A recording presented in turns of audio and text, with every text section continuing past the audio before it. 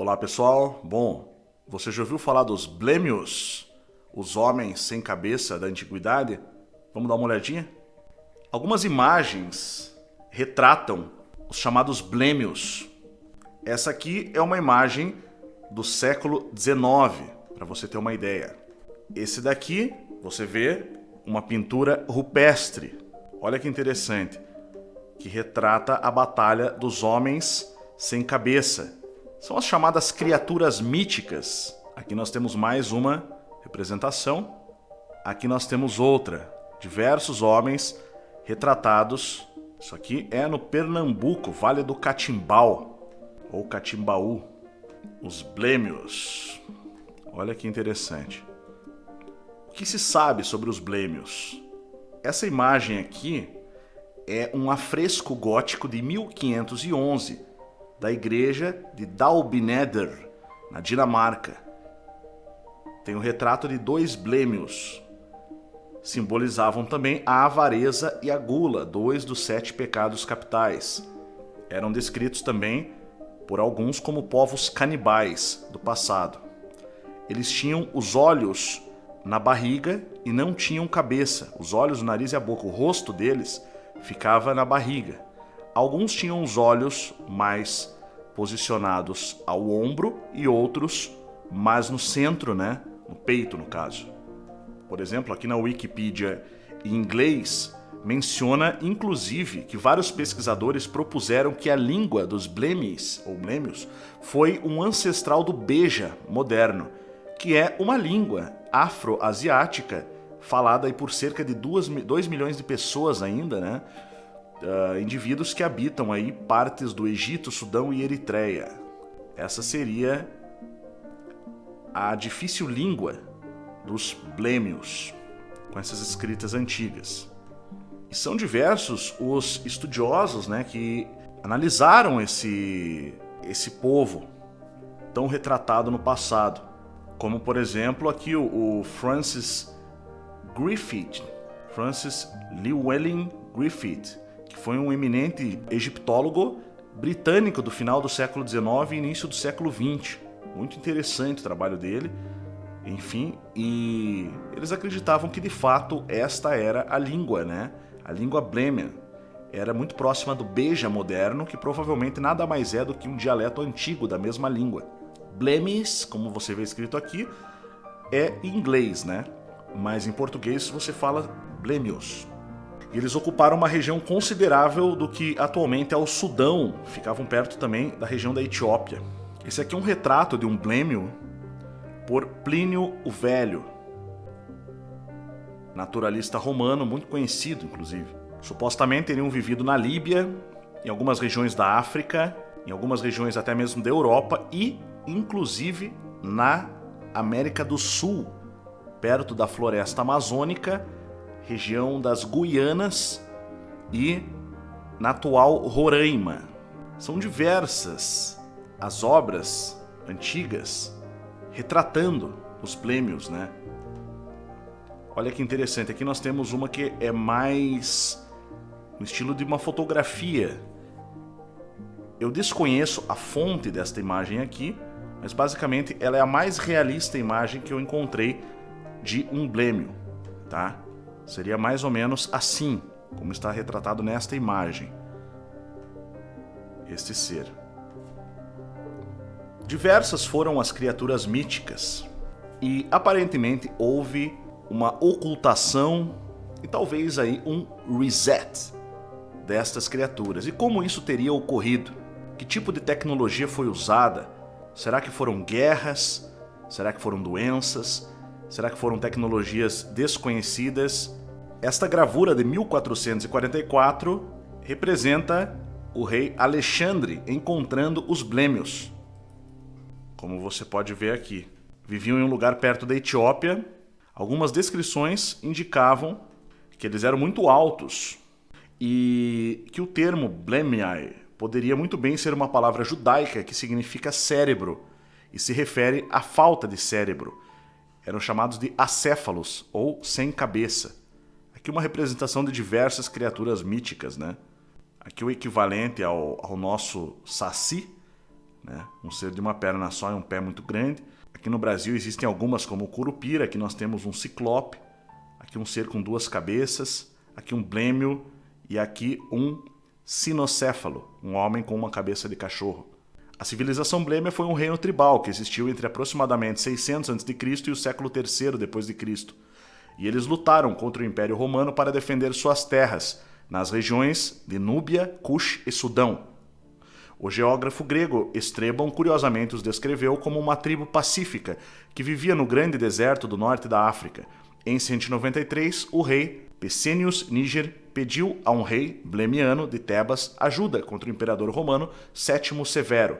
Em 253, eles atacaram o Baixo Egito, mas foram rapidamente repelidos. Em 256, o general romano Firmus os derrotou e mais tarde pediu sua ajuda contra a rainha Zenóbia de Palmira, rebelando-se em 273. Aí eu me perguntei se essa esponja do mar, né, do personagem Bob Esponja, não teria sido inspirado aí nos blêmios também, né? Novamente, então, a portada fresco, o afresco gótico do ano de 1511, da igreja dinamarquesa Dalbineder, com 2 blêmios. É interessante que, entre os historiadores, é relatado que houve uma grande epidemia a partir de 1554. Foi a chamada Grande Epidemia, quando, curiosamente, muitos indígenas começaram a morrer. Observe essa frase aqui de um jesuíta. Com estes que fizemos cristãos, saltou a morte, de maneira que nos matou 3 principais e muitos outros índios e índias. Então essa epidemia aconteceu a partir de 1554, mas nós sabemos que os descobrimentos começaram aí pelo menos meio século antes, os redescobrimentos, né, da América. Curioso o fato que somente 50 anos depois é que começa a acontecer, né, essas epidemias que foram dizimando muitas tribos das regiões amazônicas. Essa outra epidemia, por exemplo, epidemias entre 1560 e 1563, principalmente com sarampo e varíola, atingiram populações indígenas em São Vicente, que atualmente é São Paulo, no caso. Aldeamentos na Bahia também sofreram muito aí com a varíola e o sarampo, né? Isso já na segunda metade do século XVI, a partir de 1550. Você sabe o que é isso daqui? Bom, isso aqui é o Monte Roraima, na tríplice fronteira entre Brasil, Venezuela e Guiana. Tem uma das formações geológicas mais antigas da Terra. Observe as formações geológicas encontradas nessa região.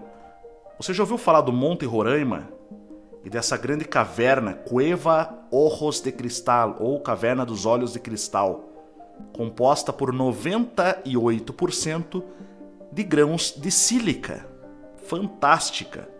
Esta caverna, ela possui aí mais de 10 quilômetros, no caso, tá? Para dentro, e ela fica justamente naquele incrível monte em Roraima, que é o Monte Roraima, que fica ali na tríplice fronteira entre Brasil, Venezuela e Guianas.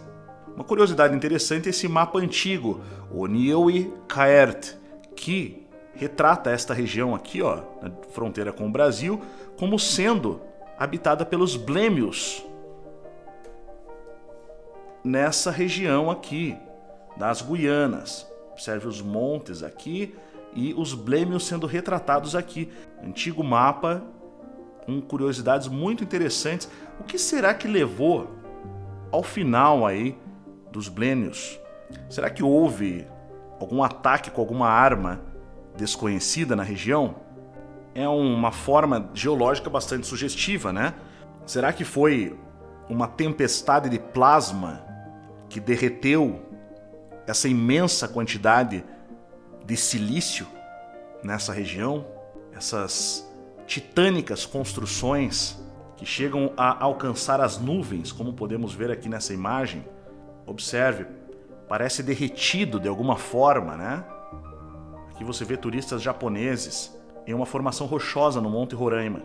Aqui estrelas na região dos Montes Kukenan. Olha esta imagem também. Parece tudo derretido. Monte Roraima. Pode ser uma daquelas chamadas árvores gigantes de silício do passado ou algo maior, algo mais interessante. Para quem não sabe, os indígenas chamam esse monte, ou chamavam esse monte, de Monte Tepui, que significa a casa dos deuses. Sugestivo. É dito que, em mapas antigos, os blêmios habitaram a região de Manoa, misteriosa terra mítica na América do Sul. Manoa e Eldorado. Observe aqui esse fragmento de um mapa antigo. Mais uma representação dos blêmios abaixo. Teriam sido esses blêmios extintos de alguma forma? Olha que fantástica esta caverna que desce para o interior dessa região do Monte Roraima. Formações geológicas muito curiosas, como essa daqui. Incrível, incrível. Será que há alguma relação entre isso que estamos vendo aqui e o desaparecimento dos blêmios? Essa imagem mostra blêmios na igreja de São Pedro, pintura sobre madeira de 1270 e 1280. Outra representação dos blêmios. Olha que interessante. Seres sem cabeça. Escritores como William Shakespeare e Umberto Eco fazem referência aos blêmios em suas obras, a partir das histórias de Heródoto e da descrição desses como monstruosos canibais. Assim, Shakespeare os descreve como canibais que comem a si mesmos. Os canibais, os homens cujas cabeças crescem abaixo dos ombros, em Otelo. Aqui uma curiosa construção, também no Monte Roraima, que parece ter sido, para quem já viu o estudo dos gigantes petrificados, parece até ser uma espécie de algum animal ou alguma estrutura derretida e petrificada. O mundo perdido dos tepuis. Nas Guianas, dizem que mais de 90% desses planaltos, que constituem os topos dos tepuis, nunca foram pisados pelo homem. Escondem mistérios e um grande número de espécies biológicas ainda não descritas. Muitos especialistas em vegetação consideram-na uma ecorregião única. Lembrando que Tepui significa casa dos deuses, para os indígenas. Estamos falando do escudo da Guiana. Mapa geológico aponta essa região, aqui na América do Sul. Olha que interessante. É um maciço guaiânico, região localizada ao norte aqui da América do Sul, Aqui um mapa da região, diversos tepuis, essas montanhas interessantíssimas, quase como que cerradas de forma plana por cima. Muito interessante esse tema. Vamos encerrar com essa belíssima imagem aqui do Monte Roraima. Olha que incrível isso que nós vemos. Seria uma árvore gigante, seria uma antiga estrutura enorme construída, cerrada.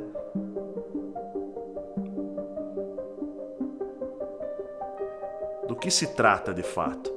Essa misteriosíssima região no coração da Amazônia, entre 3 países sul-americanos.